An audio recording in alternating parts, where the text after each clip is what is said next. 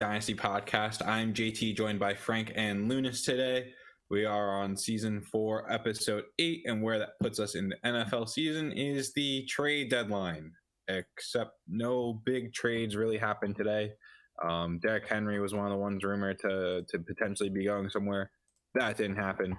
So we'll talk about the smaller trades in a little bit, but we're going to lead off with our guy, Big Kirko. Unfortunately, tearing his Achilles in Sunday's game, out for the season. The Vikings did then trade for Josh Dobbs, which we'll talk about in a minute. But guys, Kirk Cousins going down, that just sucks. Because he was looking, I don't know, I felt like we were going to get the best Kirk Cousins season that we've seen. He was on pace for it. Yeah, and now we have an injured Kirk Cousins, which just sucks. It was fun.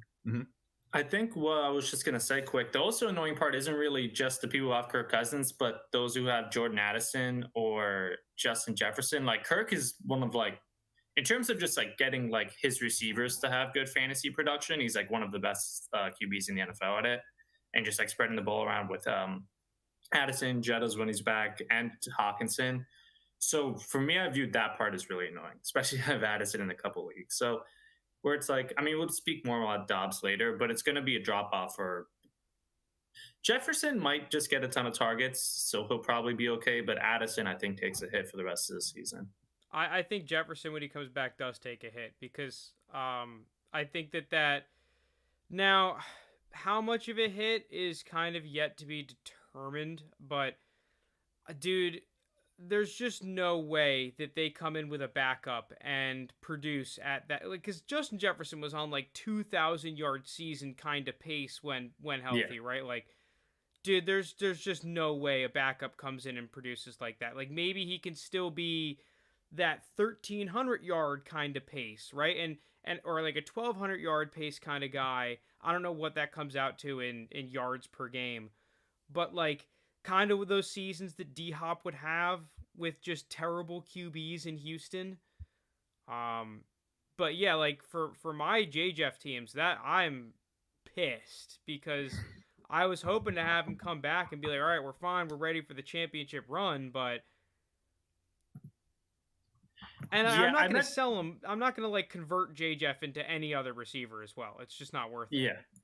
No, I do agree with you in terms of just like the pace he was on earlier this season. Yeah, it's not going to be that. I more so meant it in the fact of like Kirk was able to support a couple of different receivers. I don't see Dobbs coming in and being able to like keep more than one receiver really fantasy relevant.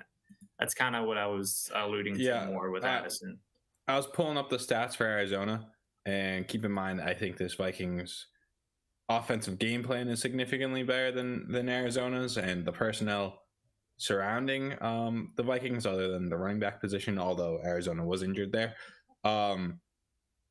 With that being said, with Josh Dobbs, I guess we could get into that too. Josh Dobbs is traded to the Vikings now and will be the starting quarterback for the Vikings after this week, where I think Jaron Hall, I think is his name, who looked flat out bad. Jaron Hall's going to ball next game. No, he looked bad. Anyway, though, with Josh Dobbs on the Cardinals this year, Hollywood Brown had almost 70 targets for the team, and then the next highest receiver was Michael Wilson with 33, so less than half of that. I wouldn't be surprised if you get a similar spread of the wealth with the Vikings, with Justin Jefferson just doubling up whoever's next, whether that be Hawkinson or Addison or Osborne, whatever that next guy is. I think you're going to see the same thing, and I think Jefferson takes a hit in terms of he's not going to be the wide receiver 1 overall this year, probably. But, I mean, on a points per game wise. Per game basis, because he's already been hurt.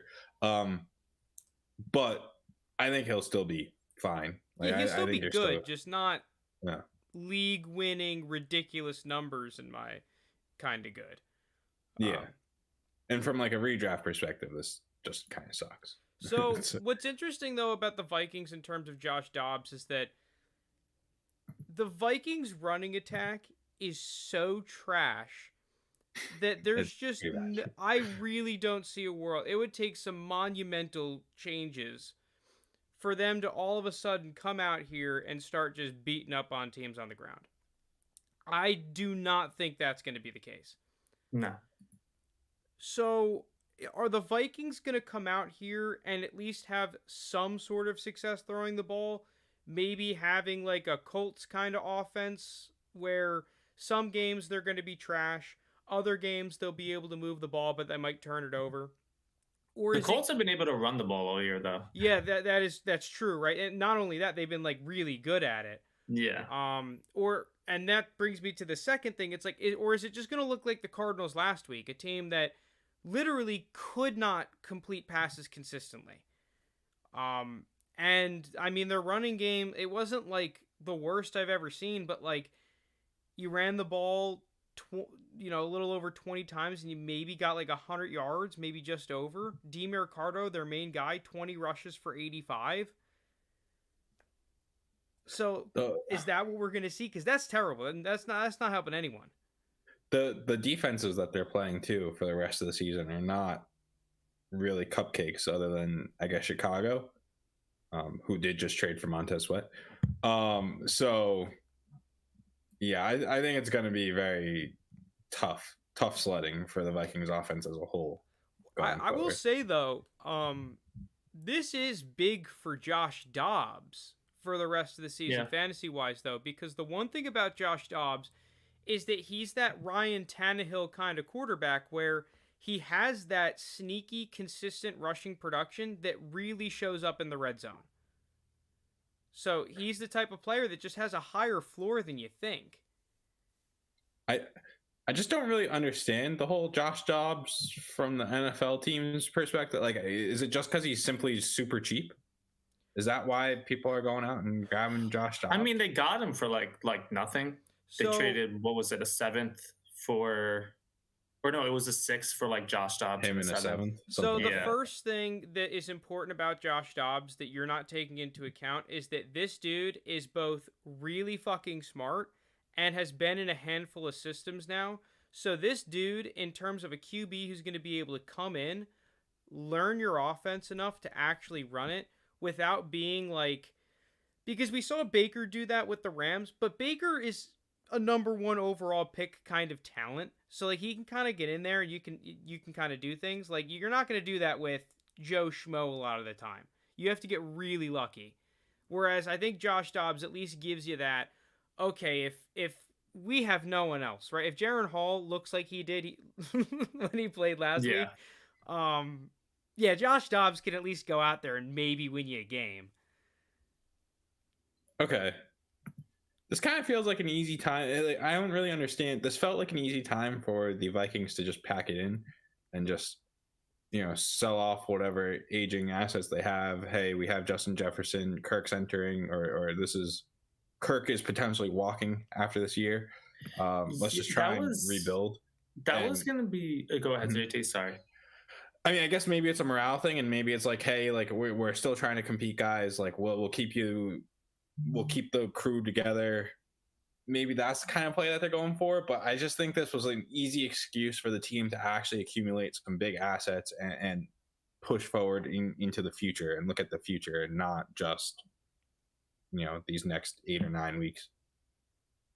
I wouldn't be surprised if they maybe offered players around, but it's really tough because I think the coaching staff still thinks that they have a chance to turn around and make a playoffs. That division isn't really amazing, even though the Lions are looking really good.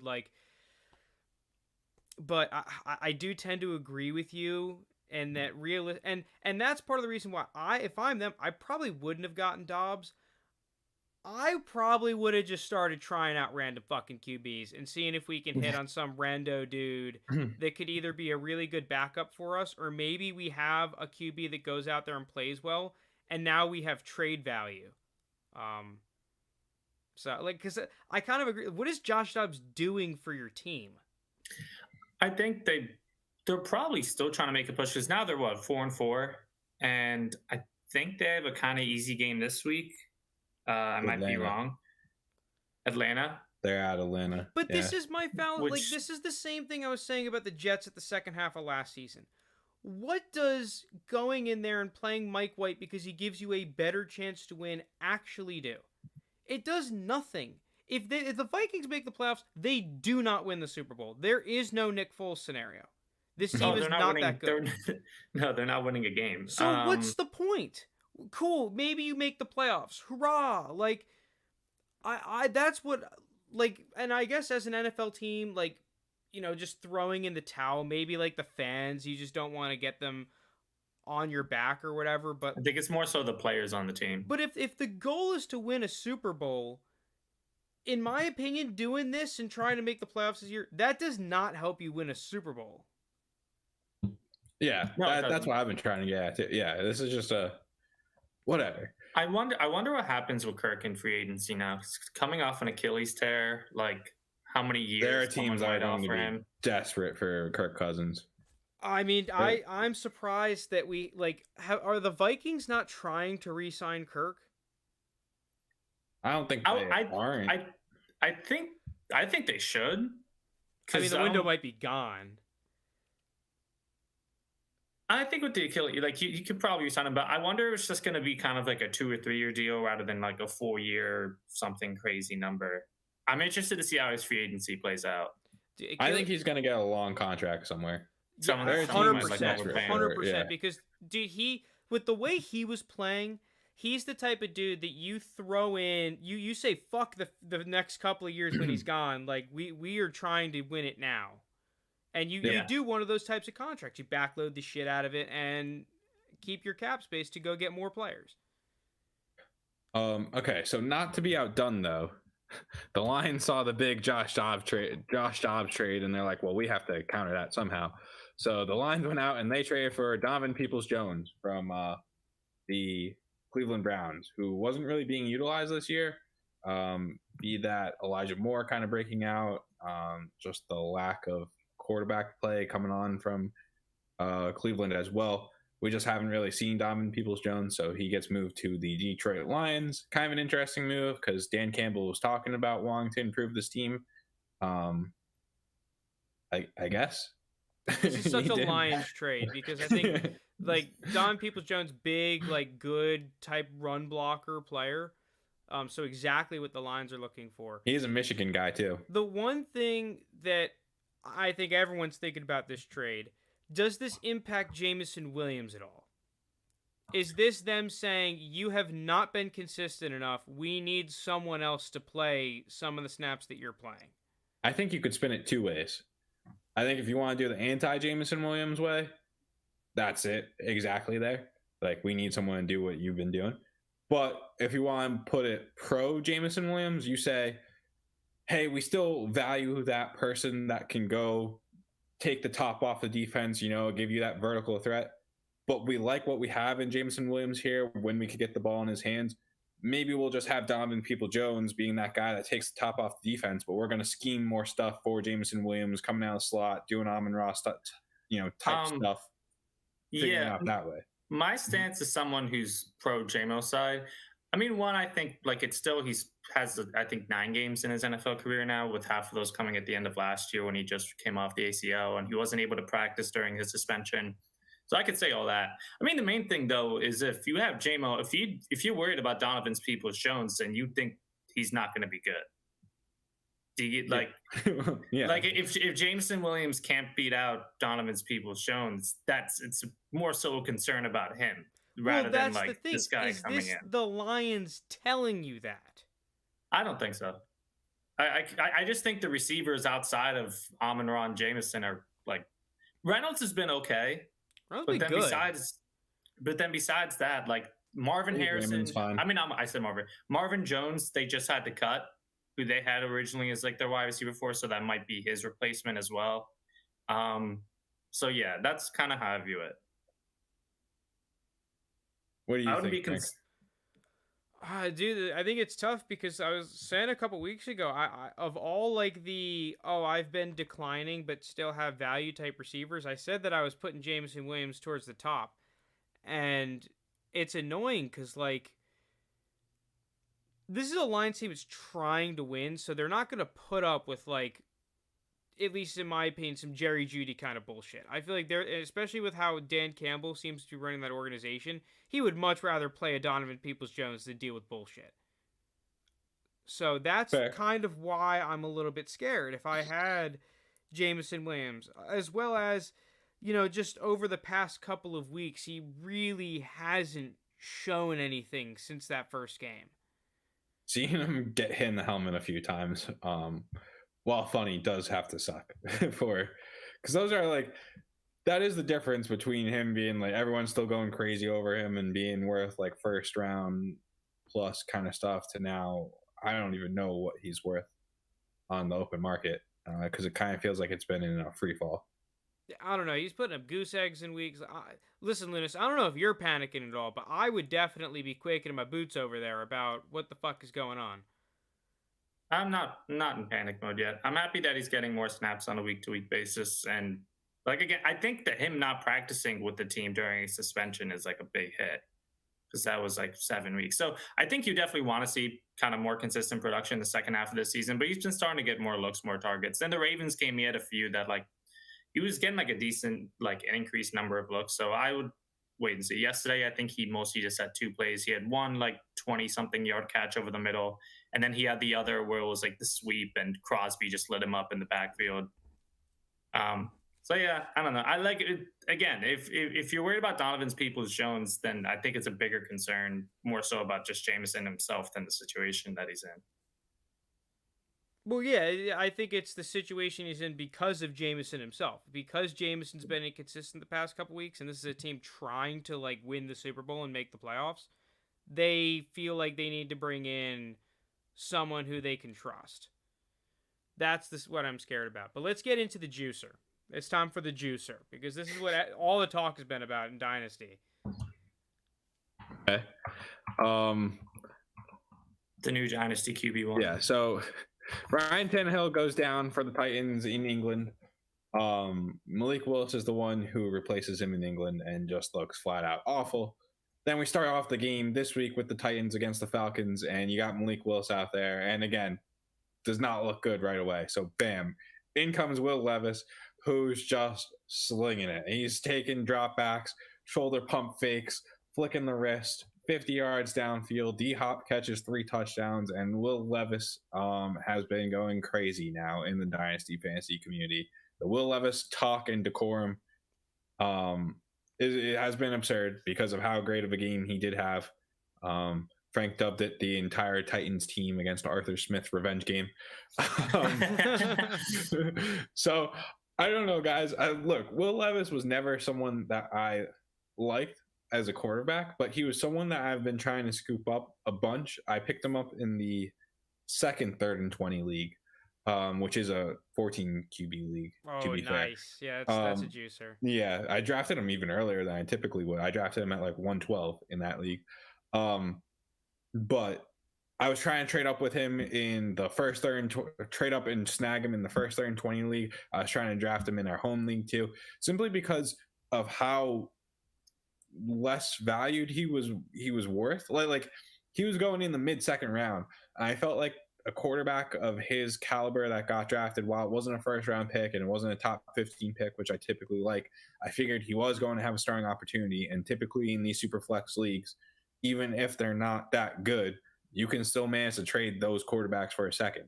Like, worst case scenario, you have Josh Dobbs getting traded for a 3rd, right? Like, quarterbacks get traded for something. So Geno Smith, for example, was so bad, all of a sudden had a few good games in Seattle prior to him like fully breaking out kind of thing. You could have traded Geno Smith for a second, and now you could trade him for more, or you could have. So he was someone that I was trying to pick up just because of how undervalued he's been. And now we have, I don't know, Will Levis pandemonium going on, guys. Like, what do we think? Is this for real? Is there a chance? Let me ask this question first. Is there a chance that they just go straight back to Tannehill and just no shot? So I think there's a legit possibility that they just go back to Tannehill. You can. He's our guy. I'm pretty sure like Levis in one game surpassed Tannehill's touchdowns on the season. If not close to it. I think what's tough about this game is that like Will Levis, and this is where I think a little bit of the community is wrong, did not look anywhere near as polished as I think people are giving him credit for. Like, people are acting like he went out there and it was like it was a really good debut. Don't get me wrong, but like, I think honestly that Bryce Young and CJ Stroud have kind of like just been a little bit more consistent in terms of like Will Levis. There's some wacky shit going on in some of those plays, man. But the fact of the matter is, though, is that his aggressiveness was crazy, which I loved. Like, and I think that's just what set him apart from Tannehill. Like, that complete, and also like the arm talent just looks insane. Like, those two things, the fact that he was willing to push the ball down the field one-on-one, and he can just fucking flick it down there, was nuts. And kind of the interesting thing about that game, because I went back and like there was like a video thread which just always shows some of his like sicker throws of the day were incompletions. They just didn't like end up, the receiver couldn't pull them in. But I mean, obviously everyone's been kind of, the video of his fourth touchdown especially has been the one really blowing up. That throw was like insane. I completely agree with you on Stroud. Other rookie QBs, I think Richardson, when he did play, showed some like really special throws. Bryce Young, I think he's getting better. And I feel bad, like, kind of being too harsh on Bryce Young because his receivers are, like, terrible. But I don't know. Like, Bryce Young hasn't had an individual game as good as Levis's first start this year. Stroud has. Well, here's the difference. He's improving every week, though. Bryce Young has operated, to me, at a higher level, more in his games, on average, more than Will Levis did. But Will Levis had the big plays, and those, if you're someone who can consistently make big plays, you win. I mean, that is kind of the NFL right now to an extent. I mean, you have these teams like Josh Allen, some games will, especially when he was up and coming, would struggle a shit ton and then just make a couple crazy plays and they would win the game. So like in terms of that, that's why I think this is like obviously this is the consensus take, a really great debut in that you saw what you wanted to see, and even more so to me on the NFL stage, right? Like, I thought I saw Will Levis that was making more plays than he usually did in college. Yeah. And what's kind of weird about that is that he's probably under less pressure from the deep, at least that last game. The Falcons really couldn't generate anything. I think they were missing Grady Jarrett, which is a big miss, but like, he had clean pockets, so in college, he wasn't really used to that, and he was really taking advantage of that. I will say... Oh, go ahead, Lance. I was just going to bring up the question if someone...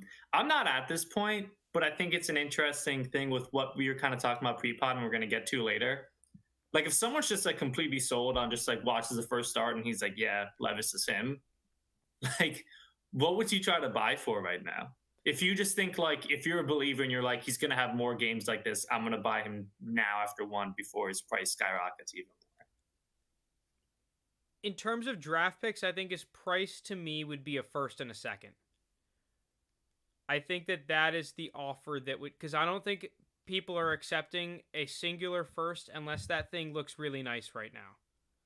Yeah. If it's like a lottery first, or you think it's not, that team's not making the playoffs, it could potentially be like a top 5 first. Yeah, I'm not including those picks. I'm including it's a playoff team, like let's say 25 or 24. But then first and second, that if we're saying not lottery first, first and second, I think that's fair.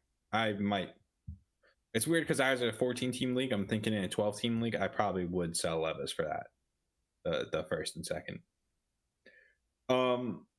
Because here's the thing, though. Like, this is a team that historically, I want to like touch on 3 points here. So I'm gonna try and first I'll backtrack to Bryce Young. Go for it. In terms of Will Levis has the advantage of having 2 big playmakers there, and I mean one super big playmaker in DeAndre Hopkins. Then he's got Derrick Henry keeping teams at bay, and then also Treylon Burks, who can also help stretch the field if needed and can make big plays that way. Whereas Bryce Young, you're never going to see those big plays with the talent that he has.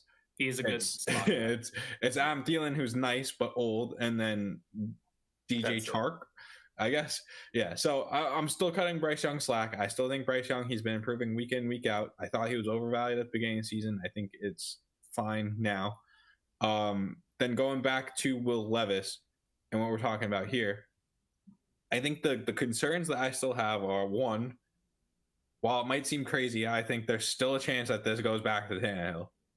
I agree it would be dumb, but it's the Titans. I don't know. I'm not trusting anything there, which would hurt short-term. Long-term, though, you're still going to get Will Levis a chance. He's going to be fine. He's definitely better than Malik Willis. I think Malik Willis is toast as an aside. He's done. Yeah. And then the other thing about Will Levis is this is still a team that doesn't pass the ball a whole lot. Like he was torching the Falcons, and he still didn't pass more than 30 times. He passed 29 times at 19 completions. So you're still gonna, and he's not someone that typically tucks the ball and runs it a whole lot, like maybe a little bit, but you're not getting the crazy rushing advantage. So with that, I'm gonna say first is second is fair, and I'm probably just taking that because I don't think Will Levis is anything crazy. I'm super interested to see how his game Thursday goes against Pittsburgh, because that's a tough defense. And it's like more so, I'm not expecting him to have a good game versus Pittsburgh because it's kind of rare for like young QBs, besides maybe like Stroud was like played decent, but a lot of times historically young QBs will struggle playing against that defense. If he plays well against Pittsburgh, because the price skyrockets like crazy after last week, then following it up with a good performance against Pittsburgh's defense, it would, like, at that point you start talking like, I don't even know, like if he plays that well, like 2 first. Yeah, I'm really interested to see. But I mean, the fact of the matter is, man, that arm talent's just so crazy. Like, yeah, and now he came into that game, it looked like he was very confident, and now you see it happen. If you're Will Levis, like, dude, you're going out there and you're thinking you can make any throw. So I don't know. I just if he can keep making those big plays and those big, deep, crazy throws down the field, he's gonna pan out. Because that's no, like, quarterbacks usually can't do that. That's what separates people in the NFL, is those types of. It's either that or you are so polished that you're just like. And super accurate, just like methodical. Right, exactly. Just anticipation, just making correct decisions. But even like in the modern game, most quarterbacks are like those gunslingers, and then they kind of get brought back to like taking what the defense gives them. It's not really been where, I guess, other than Brock Purdy, really, like these guys that have been like these, oh yeah, I don't have a great arm, I'm just gonna make the correct decisions, and they're just like dominant quarterbacks. So one thing I disagree with you before we move on from Will Levis, though, one of those points is that you said that they may go back to Tannehill. There is no situation to me where that lasts long term. So I think that even this year, if they went back to Tannehill after the Steelers game, it's just going to, at some point this season, swap back to Levis, and then I think he gets the hype train again. It may not... Oh, that part I agree with, yeah. I just think this year they might go back to Tannehill. Right. Which would be annoying. And trading a first and second for that to happen would be frustrating. So with that, though, let's move on to some other rookie reports. JSN on his game against the... who they play? They didn't play the Browns. They played the Browns. Right? Oh, the Browns. I was right. And he had that game-winning tutty. Yeah, right at the very end, too. So Jackson Smith and Jigba's been pretty quiet this year. Has been getting outplayed. Sorry, I'm pulling up his stuff. Has been getting outplayed by Jake Bobo at times. He was getting the bus label. It wasn't just that. Like, people were starting to be like, oh, yeah, I'm regretting this JSN pick. He's trash. He was getting, we're going to talk about Quentin Johnston in a second. He was getting similar play to Quentin Johnston, but I felt like Quentin Johnston was getting a lot more hate than JSN, even though we were seeing similar stat lines and everything, similar playing time. I just think we've been spoiled with wide receivers recently, being that, Justin Jefferson, Jamar Chase, all the like, just going nuclear off. Puka this year going just crazy. And people not realizing, hey, like, especially with these teams, which were drafting near the end of the first round, they didn't really need, like, these were kind of more so luxury picks than needs. We were kind of just dinging them too much for lack of production right off the beginning. And I think maybe that's because people like Sky Moore have done that to them and have kind of left a bad taste in the mouth recently. But that being said, JSN did have not a great, like, he had 36 yards and touchdown, but that's back-to-back weeks of touchdowns, and last week he did put up 63 yards. So we've been seeing steady improvement for him. I think that's been encouraging. I think the Seahawks are going to have a pretty nice schedule to round out this second half of the season. So to me, I think we're bordering wheels up for JSN. I think it's definitely a huge sigh of relief, because we've seen very successful rookie receivers that have been drafted relatively high come out here and maybe not get crazy snaps, but they're at least efficient on their targets. They're not like playing 40% of the game and then on 4 targets doing fucking nothing. Yeah. It's like, okay, they'll get 4 targets and they'll actually be good. And that was the problem I think I had with JSN, was like, yeah, fine, he's not playing a lot, whatever. Like you said, we're spoiled by some of these rookie receivers. I'm not drafting JSN to win my league this year. But I am drafting JSN to at least look good and do stuff when he plays and gets targets. And he's at least been doing that now. So when you're just looking at him as a data point, if he can string together more of these types of performances, he will now bring his stock back up closer to average. And at least to me, you have like a way bigger claim for me not to be like, yeah, I'm just going to sell your ass for whatever the market's going for. It is kind of funny that I think we're double counting it. He got dinged first when the draft happened because people were like, oh, he just got drafted behind DK Metcalf and Tyler Lockett. Like, this is going to suck. And then he actually plays behind DK Metcalf and Tyler Lockett, and people are like, this sucked. So it does feel like a double counting of that situation happening and hurting his value. I think that situation still, my take at the time and now, is that I think it's just going to get resolved sooner than we expect. Whether that's JSN just eventually out-snapping one of these guys and out-targeting one of these players, or them leaving when you did not think it was in the outcomes. Yeah, I agree with that. Anything else you wanted to add, Lounis? No, that's about it. I agree with you guys on JSN. I'm still super high on him. Okay, so then moving on to the other guy that we just referenced when talking about these rookie receivers, Quentin Johnston. Also, it took basically everyone on the Chargers to get injured, but we did see a Quentin Johnston appearance. He had 6 targets for 5 catches and 50 yards, nearly doubling his amount of yards on the season. Actually, nearly doubling his amount of yards on the season with the 50-yard day.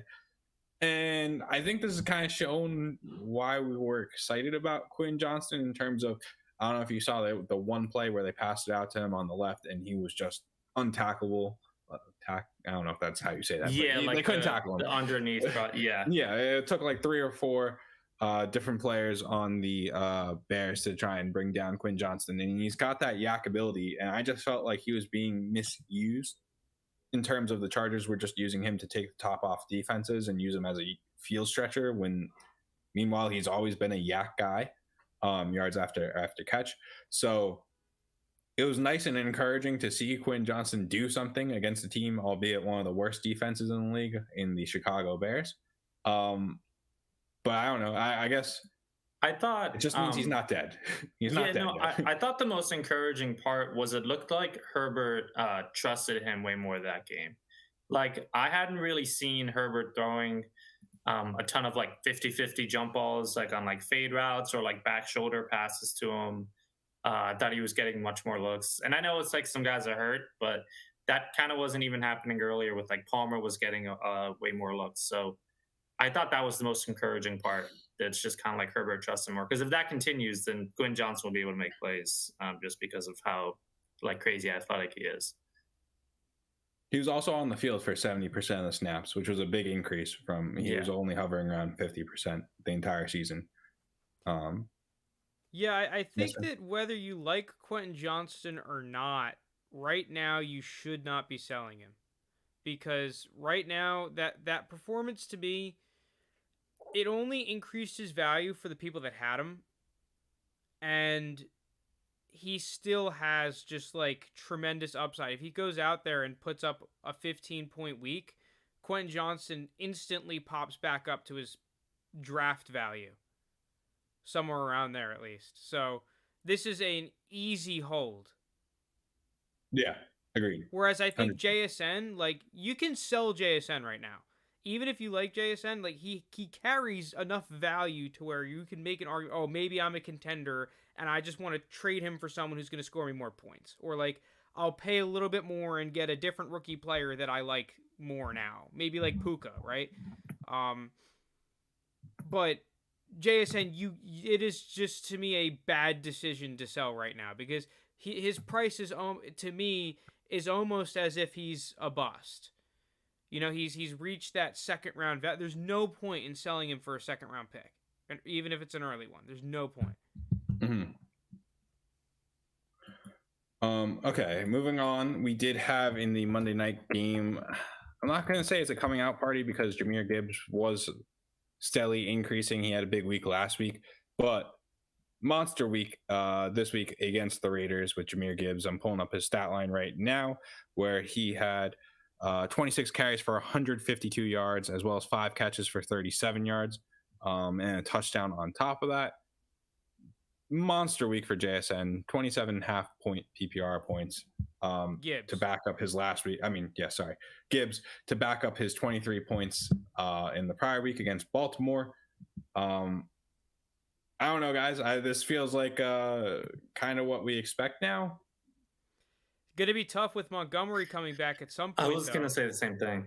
The problem I have with Gibbs, which is annoying, is Dan Campbell's like, yeah, he's small. We're not going to use him in the red zone. We'll just use the other running back in the red zone. So that really hinders his touchdown ability. Like, he needs those long touchdowns to be worth, or not worth, but to really give you like a solid, very solid outing. That's frustrating. Other than that, though, we're talking about a guy who has shown now he can handle a workload, albeit it's a 1 week or I guess maybe 2 weeks of just a bunch of sustained target. Like, he had 21 touches last week. He had 31 touches this week, despite him being quote unquote undersized. But yeah, I don't know. I think he's shown what he can do, Jahmyr Gibbs, in terms of both as a runner and as a pass catcher. And to me, it feels like at this point, you're not going to be able to get him for he's anything more than in the top and 5 running back conversation firmly. Yeah, borderline argument for like RB2. He would have such a good case if I didn't think Dan Campbell was as stubborn as he is about Montgomery. Because I was going to say, you have to be super encouraged by what he's showing. He showed like he's a beast already as a rookie and he can handle high usage. It's just I had no idea how Campbell's going to be with like the Montgomery thing. And like we all saw the video of his presser a couple of weeks ago. To be fair, that was before these past 2 weeks of Gibbs going off. So hopefully he changes his mind. But it's not like Montgomery was playing bad when Montgomery was healthy. He was still like pretty productive. I think not as good as Gibbs, but like still pretty good.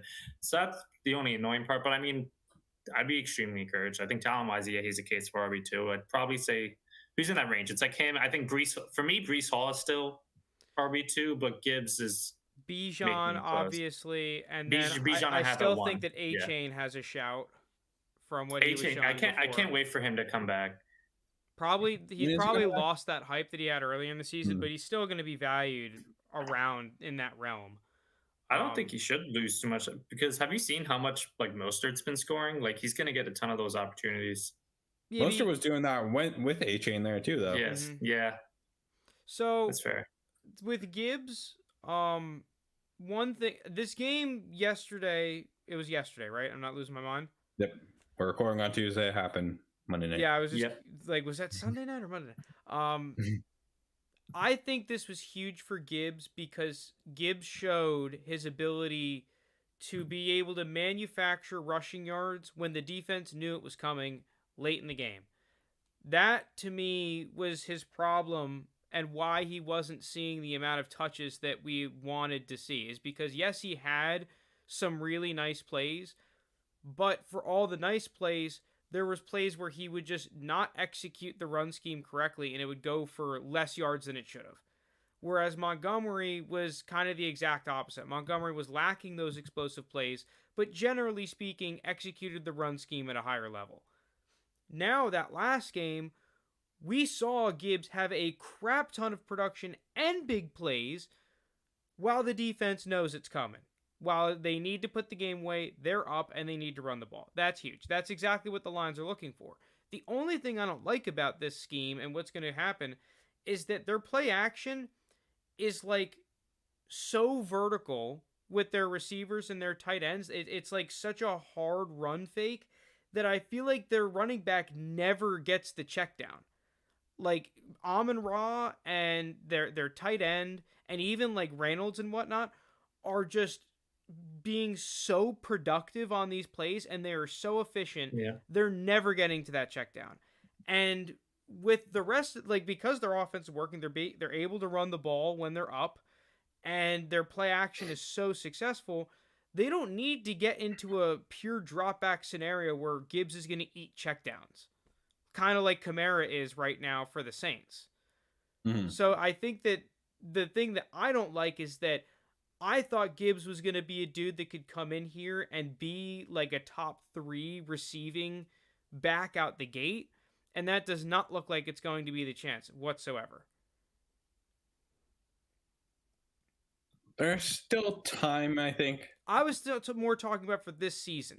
Because if you're going to rank him RB2, you got to be good for me now. Right? Like, you got to be elite. Yeah. RB2 feels like a lot. But that's the price you have to pay right now, right? Like, it is. Or else Yeah, you're not getting I'm probably not. And I'm not investing in Gibbs. So Mm-hmm. I'm on your page here, JT. Like, yeah, he's good. If you have him, fine. But I would probably also look at, we're not really talking, but I think ETN is in that running for RB2 also.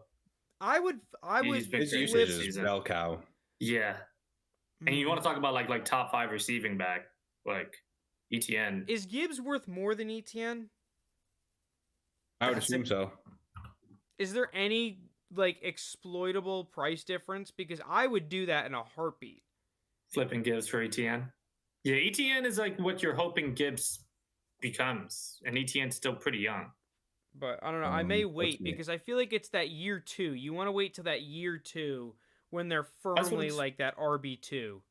And ETN is worth slightly more than Gibbs, apparently. He's running back 4, Gibbs is running back 5, but they're like the same.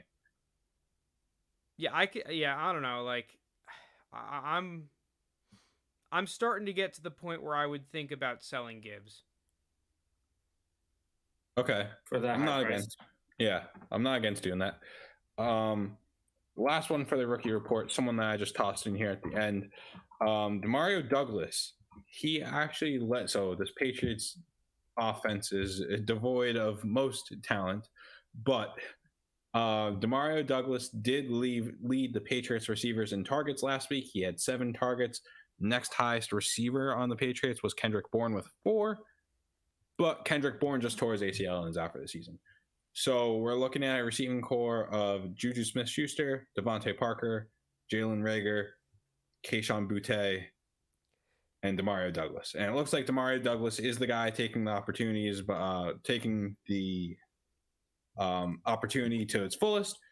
He had 77% of the snaps last week, 77% this week, 62% last week. Big uptick in snap percentage from what we were seeing prior.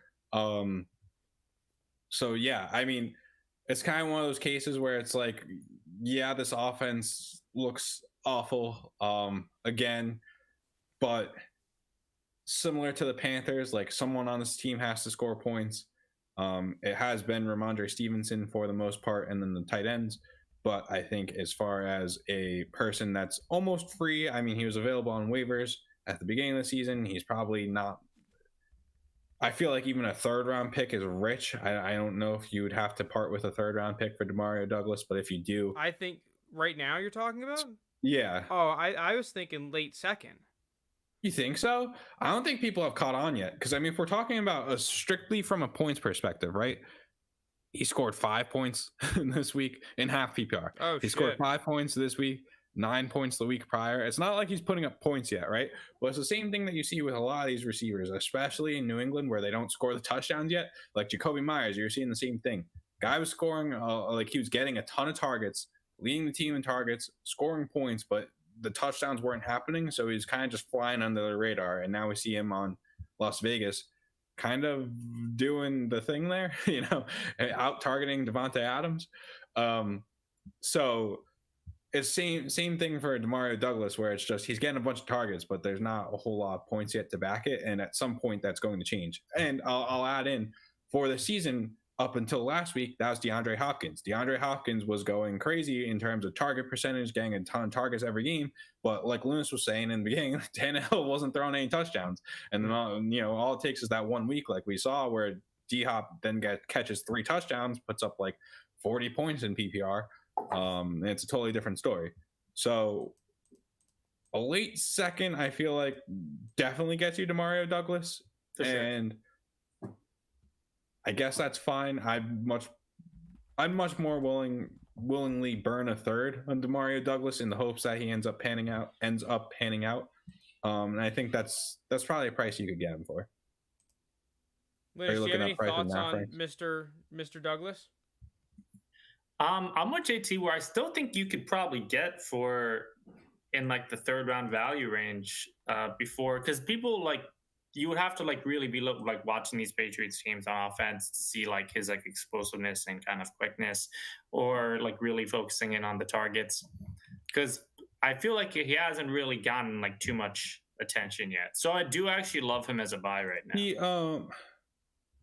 I don't know what sleeper counts, if it's all leagues or what, just Dynasty. I think it might be all leagues, which is annoying because I don't get the full scope.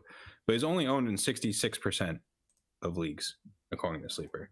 So if that's including Dynasty, you get him on waivers potentially. Definitely throw a waiver claim on him.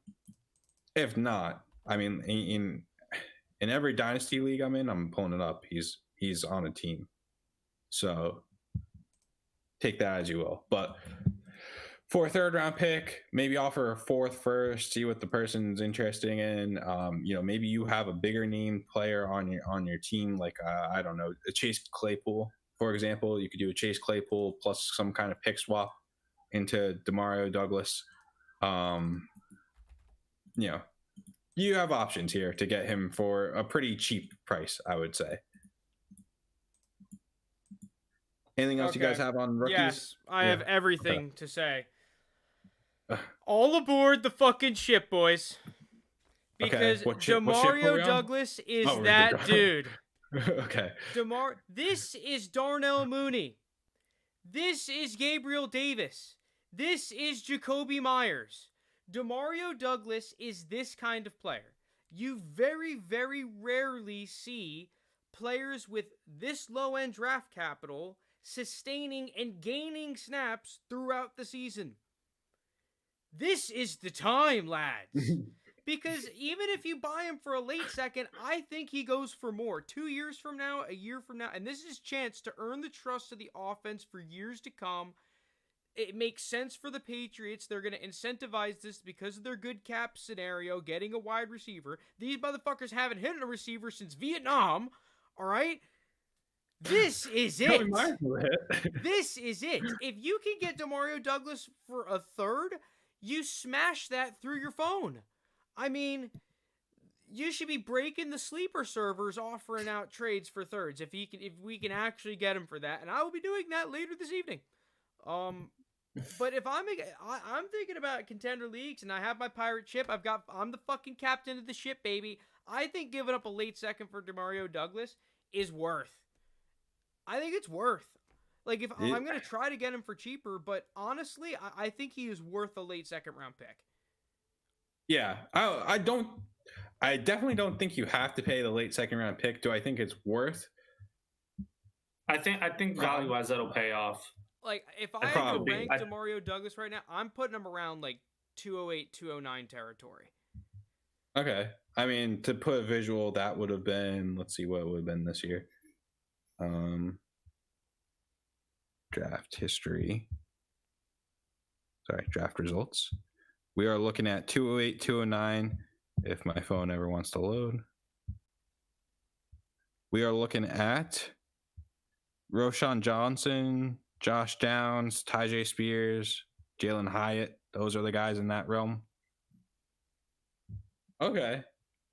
I mean, would you so high?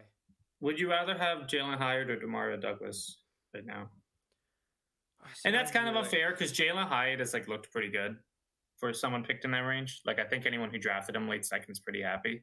Oh, dude, I don't know how I ended up on. I don't know how I ended up on Dalton Kincaid because I was looking at the rookie board. But I was like, how did Jalen Hyatt score 17 PPR points in a game where the Giants had -9 receiving yards? But no, yeah, Jalen Hyatt put up 0 points last week.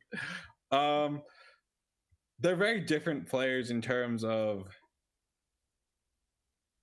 Hyatt's that lanky, kind of over-the-top guy, can stretch the field. Demario Douglas is the smaller slot guy. One's from SEC, Tennessee, one's from Liberty. I think you're getting very different vibes. I kind of just bet on the Demario Douglas profile more than the Jalen Hyatt profile. You did obviously get the bigger swings with Jalen Hyatt, but I guess I would take Demario Douglas. I like them both. I got both of them on a lot of teams. I would probably just take Demario Douglas right now. I think Demario Douglas's floor is really underpriced, and that's why I want to buy. The upside is the question mark. I really don't know what Demario Douglas's upside is, but the fact of the matter is that to me, a lot of the risk that other people see is that this guy is just going to vanish into dust. I really yes, I can understand that, but with the Patriots situation, I just feel like there's very little outcomes where Demario Douglas is not pretty involved in this offense next year. They would have to overhaul the entire team to really phase him out, because I mean this team needs a lot. Yeah, they already need 3 receivers. So yeah. So for him to not be involved, they would need to. And if they can, if one of those receivers helps them score more touchdowns, that helps Demario Douglas. So and also think about this. This is a team that did just 2, maybe 3 years ago at this point, spend a ton of money on the offense. Right? We brought in Jonathan Smith, Hunter Henry, Juju just recently. We paid. I'm saying we. I am a Patriots fan. They spent high draft capital on Tyquan Thornton, and there's nothing to show for it. I mean, Mike Gesicki and Hunter Henry have been fine. They've been serviceable. Well, Mike Gesicki's new, by the way, but John Smith got traded for peanuts. He's gone already. This is not a team that's really shown to spend their money wisely at the position, and then they just have these random guys like Demario Douglas come in and do what the other players should have been doing. Because he's I think he was drafted, right? I think he was like a 6th round pick or 7th. I don't think he's an undrafted, which typically fits the mold. He was right around Butte. He was a late round draft pick, right? And he's eating Devontae Parker's lunch, who they traded a 3rd for and then extended for whatever reason. As a frustrated Patriots fan, I'm saying that. So yeah, I'm in on Demario Douglas as well, Frank, because I agree that he is going to have a lasting time on this team. I am interested in, now that Kendrick Bourne is gone for the season, if Kayshawn ever does get some play. It seems like he's very much in Belichick's doghouse, which does fit the mold of what we're seeing, character concerns at LSU, ankle injuries that's been holding him back. It does seem dead, but if there was ever a time for Kayshawn to show up, now would be it. This is your I opportunity. don't think now would be the time. And Really? the reason for that is because when I was looking weeks ago now into Demario Douglas and Kayshon Boutte and how to value him at that point, I started looking at a lot of undrafted to late round pick receivers, and a lot of these players saw the field way earlier than you would think. Like, way earlier. Okay. And actually getting a decent amount of snaps. But the one, anywhere between week 1 and like, I don't know, like week 12, right? Like, and this is for their rookie year, right? So in all things considered, very early on.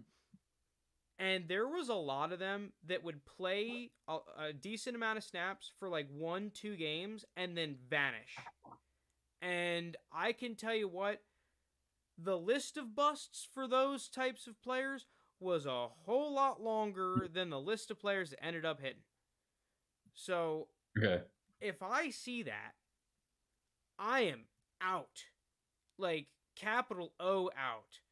And yeah, obviously Kayshon Boutte was, by the time the draft happened, not a high hit rate type of player. But you may have been able to sell something, week 3, because he at least was on the field and getting targets the first 2 weeks. So, Yeah. And on the contrary, right, like the players that did show promise were the ones that at some point during the season, hung around, and then their snap share increased, right, and their target shares increased, which I think, yes, it may be due to injury, but if that happens for Demario Douglas, that's the type of player I want to invest in at his price, because those players, just generally speaking, I think can do well long term and be these underpriced type of players that give your team a good flex play. Yeah. It's a kind of it's just been sticking with my priors thing for Kayshon. I just want him to break out, and it does feel like that's not ever going to happen, even though we're only 8 weeks into the season. All right, last segment. This one was kind of, I'm going to give Frank the credit here. It was a topic that Frank and I were talking about off the pod not too long ago. And the concept of it was acting quickly on players. And Frank, I'm going to kind of tee you off for you here and let you take the lead. Right. So, yeah, me and JT, we were just hanging out talking the other day. And one thing, I don't know how it got brought up, but the basic premise was, what I have noticed in my leagues is that, and most of my leagues now, they're starting to get pretty mature. There's been a lot of churn at the top, right? Some teams being good early on are now the worst teams in the league and all that sort of stuff. I feel like the common trend has been these managers that are willing to act quickly on players and kind of have some cojones in these kind of like crazy scenarios have been the ones that usually get out ahead. Like, don't get me wrong, there are some of these scenarios that bone you, but we can start going through them systematically and kind of talking about them, because you can kind of use this acting quickly in a lot of different ways. So I think the one that the sharpest players do are these people that buy up-and-coming blue-chip players when they're in a range where people are uncomfortable to pick them. So I think the number one example to me is Jalen Hurts. Because Jalen Hurts had that period of time where he was in that like mid-second to like sometimes early third, right, range where there was a whole lot of people who were like, oh my God, he's the franchise quarterback, best guy ever. And a whole lot of people were like, well, this guy's not going to be starting, right? And I think that Jalen Hurts' scenario is a whole lot different than the I drafted the quarterback that I liked at the top end of the draft and I'm just hoping he's good kind of scenario, right? Jalen Hurts was a second round, like mid to late second round dynasty pick and ascended into a high-ass dynasty, and obviously he's like QB3 right now. And when I go across my leagues, there's a whole lot of people who have Jalen Hurts that did not draft him. And in some of my leagues, these guys, they traded a decent amount at the time, But it's and there's so many players like that. The people who traded for Puka in the beginning of this season, I'm going to imagine that a whole lot of those people who were shelling out a singular late first for Puka early on are some of the sharper players in your dynasty leagues. And I just think that's the first topic, and how I'm going to try to change my play going forward to emulate this. And when there is a scenario where there is a player that has just a rapid acceleration, instead of being like, you know what, I'm going to sit out on the sidelines for this, I may pay that initial over market. So Will Levis may be an example of that right now, right? A guy who's just kind of rapidly ascended. We're like, oh my God, we don't know. Maybe Tannehill comes back in and plays. Well, if you gave up the first and the second, he ends up panning out. That's going to be a pretty big value gaining move. Imagine if you get him for even less. If you try to do some creative trade strategies, offering players instead of picks, doing pick swaps, things of that nature. This to me is a way that you can really get an advantage. And if you don't, the sharp players in your league will. So they're going to end up building really good teams by making these moves. So I'm curious to hear your thoughts, but to me, that's numero uno. I'm going to change my play going forward. Yeah, I mean, I tried being that early actor on Puka, and to be fair, Luke Musgrave too. I offered what was like a mid first round pick and a third round pick for those two, which I thought was overpaying by a decent amount. It got rejected. This was after week 1, I think. So we did have the big Puka game, but we weren't really. It was only one game. Musgrave, yeah, and it was only one game. Got rejected. More so for Musgrave than Puka, by the way. But yeah, that got rejected, and now that would be such an underpay for those two. Like it's crazy. Obviously, it's not all going to work. Like Puka's a one of a kind case where he's leading the NFL in receptions right now, or in, rookies in receptions, and he is just not profiled as to be that coming out, not being a day 1 or 2 pick. But when we talk about the early action and everything, in terms of getting those blue chip players, I agree, Frank. I don't want to derail us from that part of it yet, if you want to add anything else. But then I want to flip to the other aspect that we were talking about with acting quickly.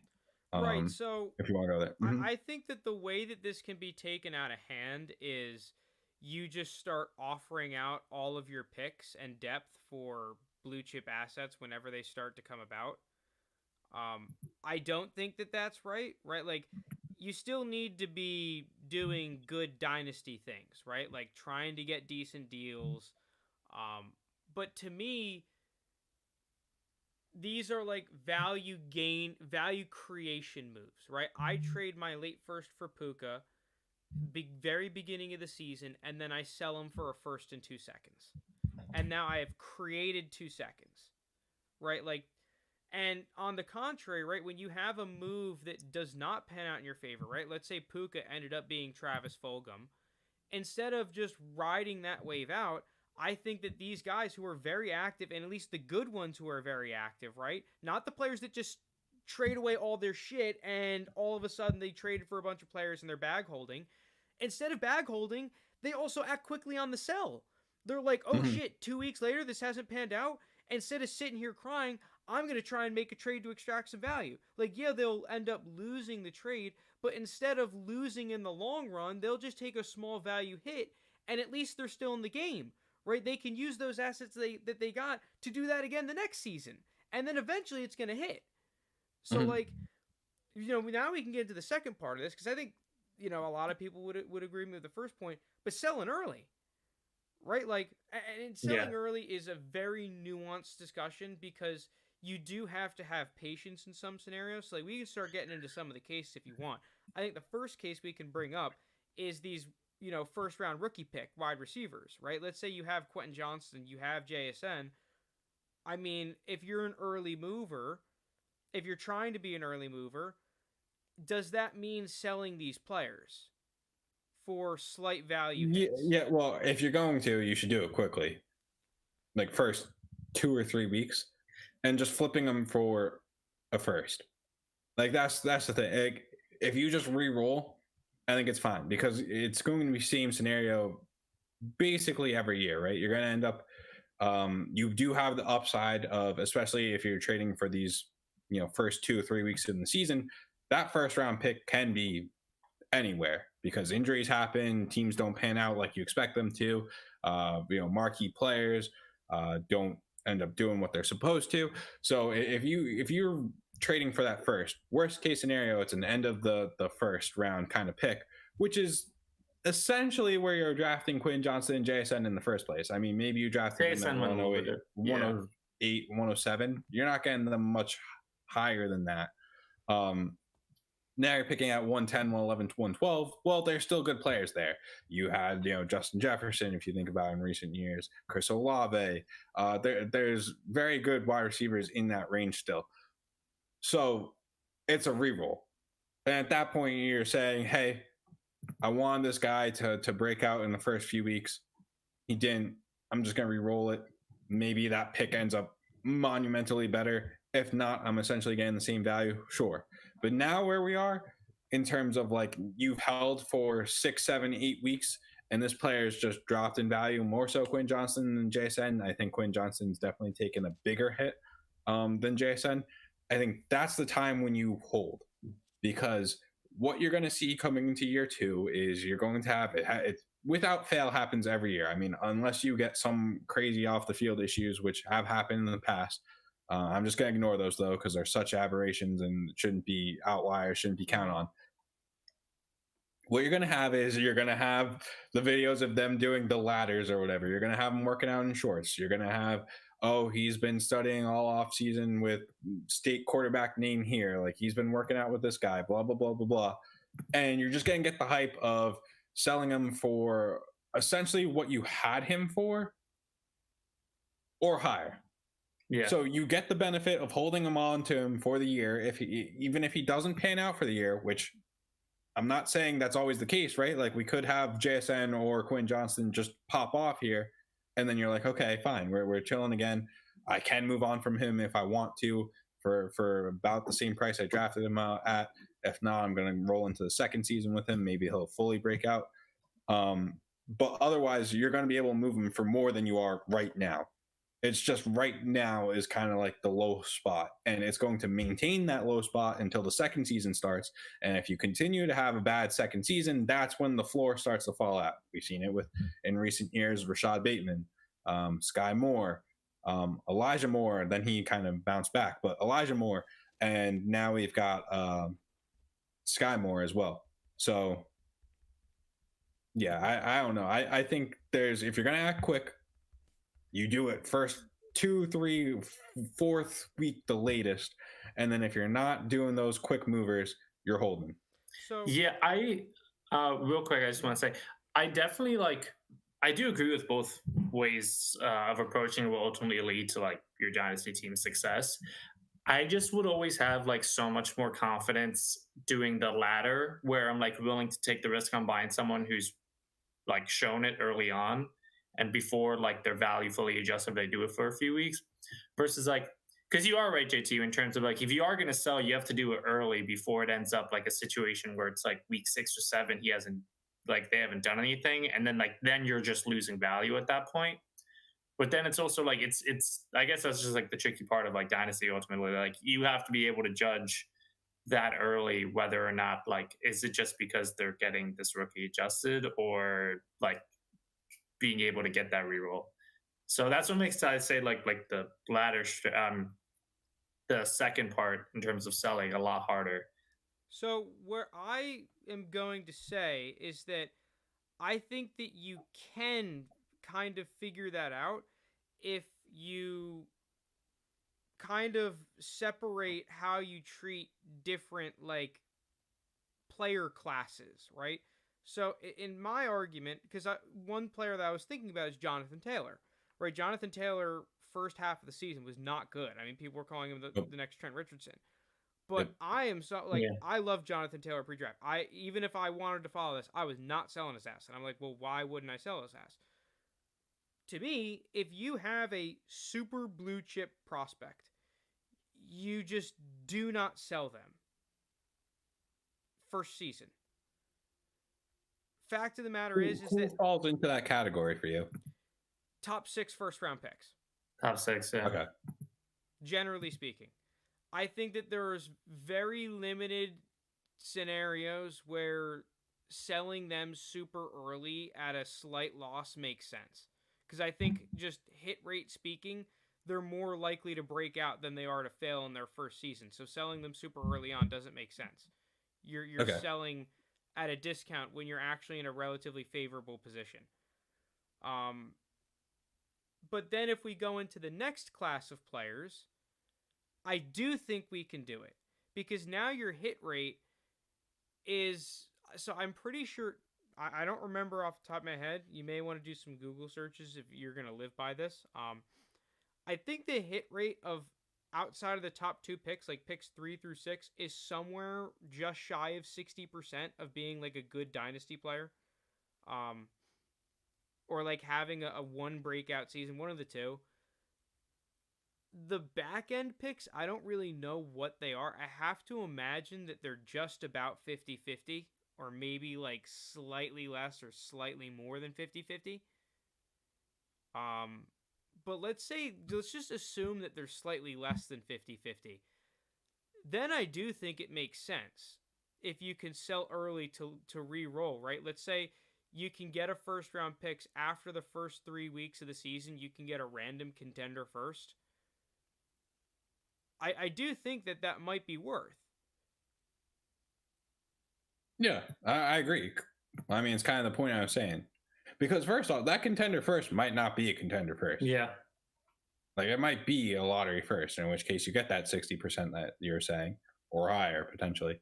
And then second, yeah, the worst case scenario, you just get another player with a similar profile that you can then just do the same thing with again.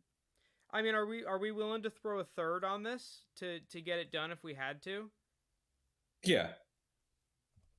I mean, if I'm my general stance with trades a lot of times, if it's like stuff involving higher end assets and like the first round range and stuff, if a third gets the deal done, I'm rarely ever like not doing it. I don't know. I'm nailing thirds, bro. You're the guy who asked for thirds have been pretty favorable recently. I would say, without doing any research, like zero research on this, I would say the third round picks have been hitting at a higher rate recently. Listen, that's man, zero all I can research say into is, it, though. now listen, it's not in every league. It doesn't always work out, but I am like the late round pick guy. And guess who has all the good late round guys this year? I got them in every league. Right? I basically covered the floor except for like 1 or 2 players. I had them all. You've promoted Puka against me in the 3rd and 20 league. So I mean, I had them all. I mean, listen, it's not like 100% ownership with any of these dudes, but I got all of them in some leagues. Like, but anything else about acting quickly? Yep. Yeah. So one of your other points, JT, was about bag holding, and I forget exactly what it was, but basically you said that you don't want to hold into the second season because that's when the floor really bottoms out.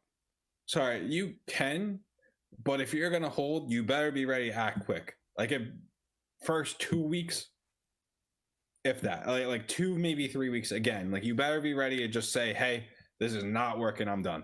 Like just instant. So my argument against that is that I have seen so many of these players lose a shit ton of value at mainly the draft, but also free agency. But I think the draft is a really big killer because I think we saw that with Jalen Reagor when they traded up for Devontae Smith. We saw that with Rashad Bateman when they drafted Zay Flowers, or that may have been after year 2.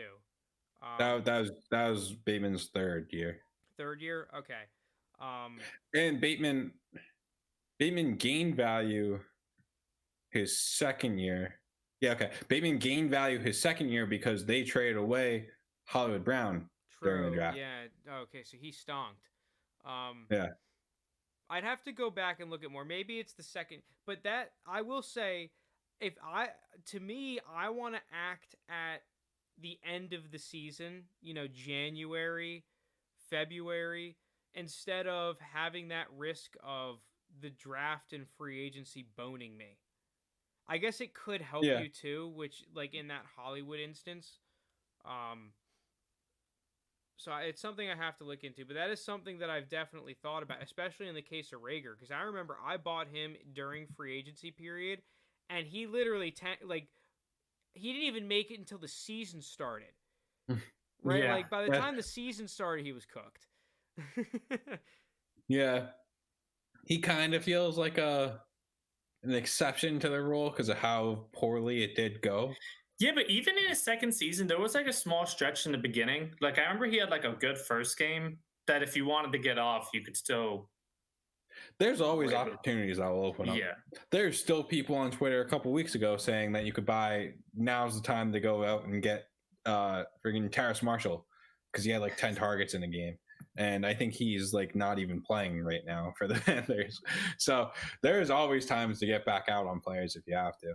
So the other things I would group under acting quickly are, one, selling rising players quickly, and I think that this is something that I've at least done a good job. And the reason, like, looking at why at least I think I'm a good dynasty player, I have some leagues where I am, some where you can look at the scoreboard I have not been. But dude, this would be kind of are rough. this would be kind of the opposite of the very first thing we said. Well, right. I think once again you have to break it into classes of player, because I'm gonna come and talk more in like these third roundy kind of guys, second roundy kind of players, increasing their value, especially when they're like not elite. So Brian Robinson, I think, is a good example. Okay, no, I get what you're saying.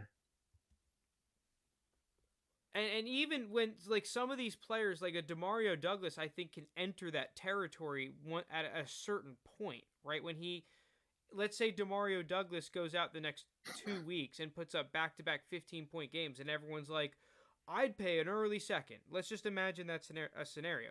Then yeah, you sell Demario Douglas, right? Because he's just reached a threshold where it's a little bit unreasonable. I think that happens constantly in Dynasty. I mean, you could just look at Keep Trade Cut and the fluctuation of players, and it proves it to you that there are so many times where players will get way too hyped. Everyone thinks, well, now that he's been good for 6 games, this is definitely going to happen for the next 6 years. And then, like Brian Robinson, right? I love Brian Robinson. I think he's a great player. I drafted him with a shit ton of third-round picks. I literally joined leagues just to draft him at the end of startup drafts. Yeah, so I think those situations do kind of get hard to touch, because I think it's specifically those like mid-round guys where they're not elite talents, but they're producing early on just because of their usage. Like with Brian Robinson, it was just because like he's getting these 20 touches a game. But then I think then that becomes on you as like a dynasty manager to differentiate the guys who are getting usage but went mid or late round, like a Brian Robinson, versus people who may have been skeptical about Puka because it's like, oh, who else do they have to throw the ball to? And then he ends up being just like a stud. Well, I don't know. I think part of it is that he's a running back. And I mean, yeah, positional value, but yeah. We've seen running backs and how that kind of goes. Also, I don't know. I'm just kind of like a running back guy. I feel like I'm pretty good I'm able to just draw a fine line between the running backs that I would hold long term and the ones I would not. So you still believe in Kendra Miller? Were you a Kendra Miller guy? I don't have any. I was debating sending out a couple offers for him. I like Kendra Miller. I just liked A-Chain more. So no, I know you were high on A-Chain. Yeah, I mean they're getting drafted back to back. So I also had Charbonnet higher because of his second round draft capital. So like I was just gonna end up with one of those two guys before Kendra. But I do like Kendra Miller. You guys have me curious. I'm gonna pull up something. At least, because I may have had Kendra over Charbonnet. I remember he liked it. I've been like, he's been another guy I've been like debating sending up because he hasn't done like too much yet, and Kamara's just getting like this crazy usage. So I feel like it's kind of one of those things. If by like next season or Kamara gets like, he's getting older, if he gets hurt, if Kendra kind of fills that role. I just don't think it's worth, like, because to me, Kendra Miller probably still holds late second value. It may be even more. And I'm probably not worth I'm probably not willing to pay that price of admission right now. I think you just have way better ways of using your second. If it's a late second, then I'm going to think about it. But I'm just thinking about, like, if I offered that out, I don't think that's getting accepted anywhere. That's fair. Like, JT, you're not selling me a Kendre for a late second. No. Exactly. No one's selling that. I wish we had our names going next to people that we drafted, because I was looking at our mock draft from May, beginning of May 2023, and Kendre Miller went 204. But he was behind A-Chain, who went 112, which at the time, I think that felt really high. You were taking A-Chain there, and now it's an easy steal. I think there's a decent argument, though, that you can make that A-Chain is overpriced. Now, I'm just a truther, and I'm unwilling to sell any of them, but... You can make that argument, but even saying he's overpriced, you're definitely getting way more than 112 for A-Chain. True. Yeah, true. Yeah. So, yeah, okay. In terms of acting quickly as well, last point, because I honestly forgot the point I made beforehand. Oh, selling players early. I don't know. I guess last point on that before I want to move on is that what I have done, at least, is just kind of drawn a line in the sand from players that I really think are just can reach a level of, like, ridiculous production. And I guess the two ways to come to that conclusion is either you watch film and just think that from watching film, or two, you have some sort of statistic or data point that is an outlier in a good way that is leading you to think that that's going to equal more fantasy points than the other guys at that position. Mm-hmm. So, I don't know. I think for receivers, it's a lot easier than running backs because I'm a film guy for running backs. But receivers, it's like target share, dude. Yeah. If you're a young player that's getting a crap ton of targets, I'm probably not going to sell you, and I'm probably going to want to buy you. 100%. And then the last thing I would say is with free agent auction budget. I think the auction budget is the most overvalued asset in Dynasty, and I am firing that from the hip. Like, half my leagues I spent it all week one. I was thinking about that this year. Like, I was like made like the dumb decision of like kind of week one being like, oh, I'll conserve my. I have like $100 still like in our like main home league, and I'm just like I would have much rather just like drop this on like the first person like week 1 or 2. Yeah, I used to be a guy where I would literally just spend all of it, which is just egregious, on like anyone that I deemed worth a third. You do not have to go that crazy. I've learned that. But I am going to get these dudes.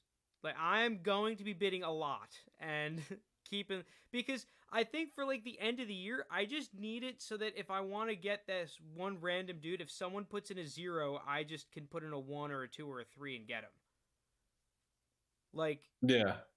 Maybe like a Jalen Naylor. If he gets, let's say he's on waivers and gets activated off IR this week, there might be another dude who looks at the PFF guys and then sees that he has this ridiculously high PFF receiving grade and are like, you know what, screw it, I'll throw a waiver claim on him. Like, yeah. I just need ones so that I can outbid those. Mm-hmm. Yeah. Or those like Bagent before he broke out, before he even was like the starter, because I tried picking him up in one of the 3rd and 20 leagues, and this was before Justin Fields even got hurt, and it just so happened that someone else snagged him too. So yeah, I guess having those 1 to 2 to just give you that little extra edge would be nice. Yeah, but otherwise, I just I think feel like that it's useless. A lot of waivers is more about being active and getting the claims in than it is about tactically doing these waiver claims and putting the perfect amount on it. Like, dude, I mean, once it comes to like week 9, half the league isn't even putting in claims on people consistently. So if you're doing that, you're going to get players. Yeah, and the whole like, oh, I'll use 30% on this guy, 22% on this guy. It's just like, well, it depends on your league mates, but there's going to be a week where some guy just gets 100% thrown at him, and it doesn't matter if you, I'll do 42% or whatever. And then, you're going to have other weeks where everyone else is just inactive and doesn't even care to pick up the guy. there's a lot of overthinking that can go into. Oh, there's a shit. If there's anyone ever worth a second round pick on waivers, I will bid every dollar that I have in my league to acquire that player. I will do it for an early third round pick valuation player as well. I have drawn the line at mid third because a couple years ago dropped all the budget on Jameson Crowder, and that was just not worth. Yeah, I can see that. But look at me now. I still don't give a fuck because my team is nasty. Like, yeah. Oh, I wasted all my auction budget. Oh my god, I'm gonna lose my fucking league now. Oh. You can buy like fab off people by no, offering. Never buy fab. Never buy fab. If you buy fab, you are a I'm not saying to loser. do it. I'm just saying the only time you ever to. buy fab is if there's a second round dude on there and you can get that fab to outbid everyone else because it's cheaper than just buying the player outright. It's the only opportunity where it makes sense. Or maybe you sell someone really shitty for fab, like terrible. I did that once. I'm pretty sure I traded my fab for players. I did that once in my my like college dynasty league. There's like a taco in our league who accidentally dropped this rookie that was like second round pick value, and I immediately like offered a fifth to get like 25 fab just so I can get 125 and get the person. Yeah, but that's fine. No, that'd be the only scenario. Justified, but yeah, dude, I'm fab's overrated. I do agree. Overrated asset. I'll go out here and have better waivers. I was literally thinking about that. I will say it is super annoying in redraft leagues that don't have fab, and it's just like whoever's at top of the waiver order, like you just got Puka Nacua, you just instantly made your team so much better. That's frustrating. But yeah, okay, that's all I had to say about that. All right, I think that's all I got. If you made it this far, thank you so much for listening. Thank you so much for watching. Really appreciate it. Hit that like and subscribe button. Helps us out. We will catch you next Tuesday. Peace out. Have a good one. See ya.